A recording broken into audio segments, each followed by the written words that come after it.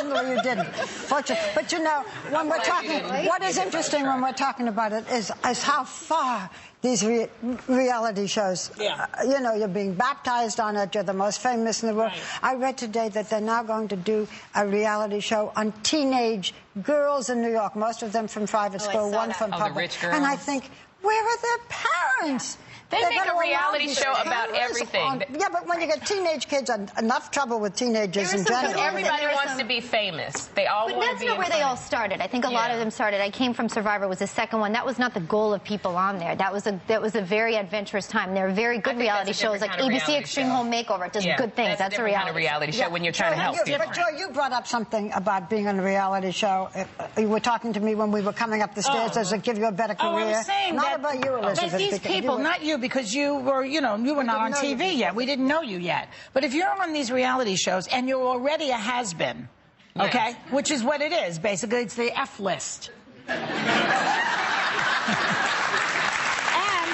And then, does it help your career? I don't remember anybody coming off of one of these where they were previously famous and now they got famous again or more famous after the show. Yeah, some people. We have to stop because we won't be famous at all unless we stop. And it's so important to us.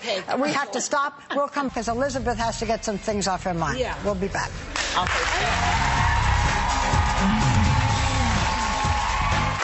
of the nice things about this program is that you don't have to be dunked in water to get things off your chest.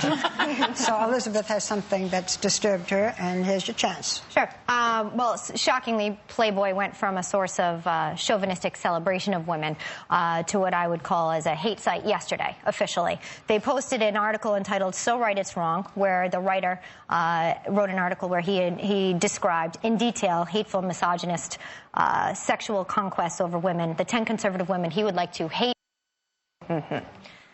Now, this was, oddly enough, I didn't have much of an issue with him. I think he can think and write whatever he pleases. I had more issue with Playboy for posting the article in the first place. They have since taken it down because they realized that they weren't going to make any money because people were complaining, and Politico.com for channeling people to that site as well. And then I also felt as though there was a lack of initial response from the National Organization of Women, which I came in this morning thinking they should not be NOW, they should be NOLW, National Organization for Liberal Women. However, I did call them. Well, they didn't know about it until I called them this morning with Jason Kornblatt, our researcher. Called them about 3 times, and I believe that I may have woken up the national chapter president, Kim Gandy, over on the West Coast. But they did provide a statement, which I was thankful for, because typically I feel as though there's an immediate rush to defend certain types of thoughts politically.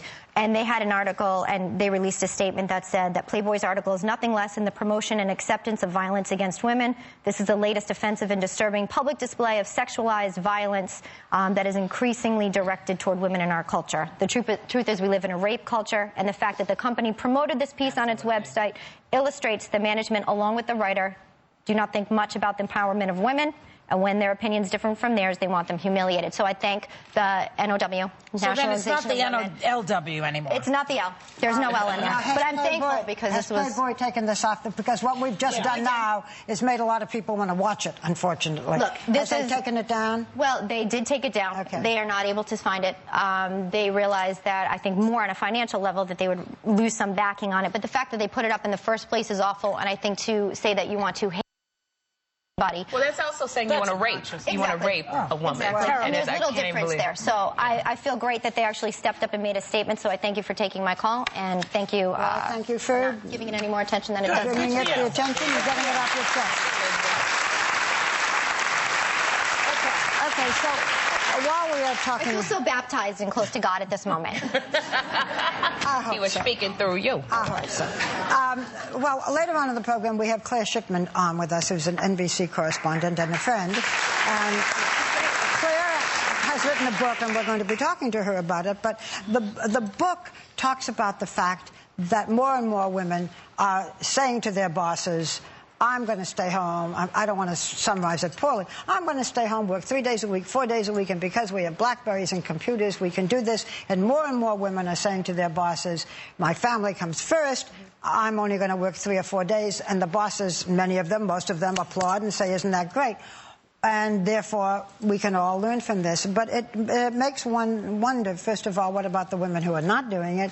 And secondly, do most bosses feel, well, that's okay, you know, you can stay home, and what does it do to your career? Well, they're talking about very high-level executive women, I presume, because the secretary or whoever's in the office has to answer phones. You can't go home. So it's really not fair.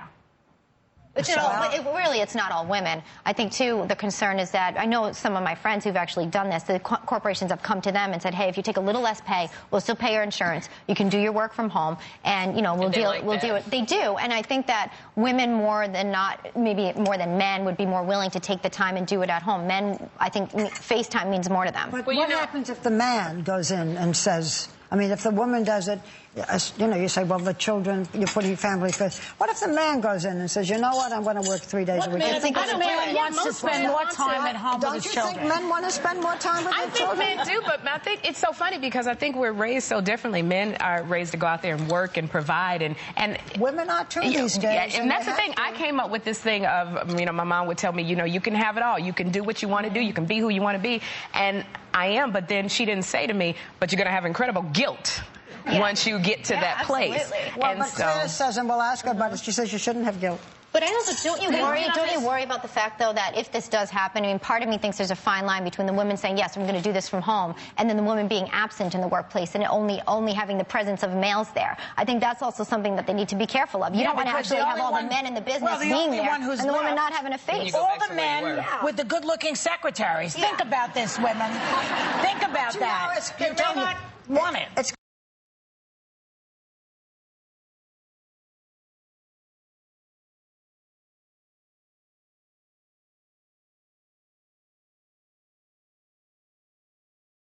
The kids around, I try to get on the computer and just Twitter with Jeffrey, and I mean, he's hitting keys and moving stuff around, and well, you have to put them out with a little chloroform, and then the letters. Note to self, Joy shall never babysit Jeffrey.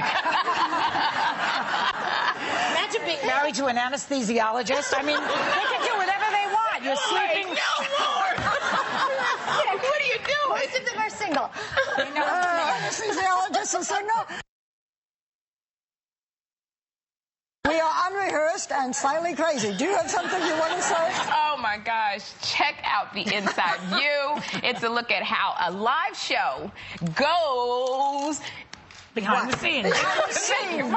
You know what? I'm crazy. You can get the behind the scenes of The View, and for a look at the celebrities, the co-hosts, and all the everyday madness of getting a live show on the air by going to our website for an inside view. It's crazy back there. Yes, just it's so so crazy. So go to The View and you can see all the behind the scenes stuff. Thanks to that machine now, Bill Getty. All he does is shoot footage now. It's incriminating, actually. All the stuff you wish you could see and how we act, you can see it if you go to our website, The View's website. I have an idea. We should get a web camera and go to Bill Getty at home. He showed how messy your place is. We should show how messy his house is. It's a good idea. He's simply a mess. Okay, but we're going to clean things up now because we're going to be coming right back with Vanessa Williams. Okay.